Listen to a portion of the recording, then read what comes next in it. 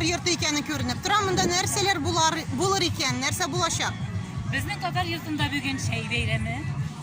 Mana indi motor istemler bilen, baldır, sveji jilekler bilen şey beyremi ötkäremiz.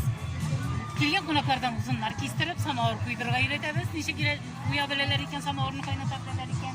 Anары kızlarımız bek motor, jırlap, motor şeyler, türlü bitmekten, bir kavurludan yaprağından, metruşkeden şeyler zavar edip bizning konaklarga Takdim etesiz. Takdim yasayız. Olar bizning temin bilirge tiyişler nersadan olar pişirilgen ekeni.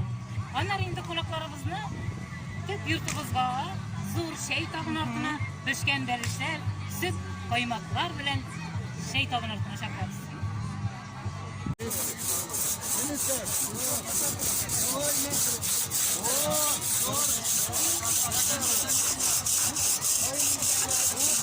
А что вы здесь готовите?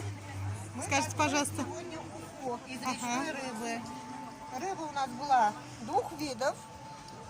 Маленькие окуньки, сазан. Когда рыба сварилась, мы запустили овощи. Здесь сейчас у нас вот варится картошка, морковь, лук, лаврушка, перец, горошек. Когда это все сварится, еще мы запустим яйца и зелень перед подачей.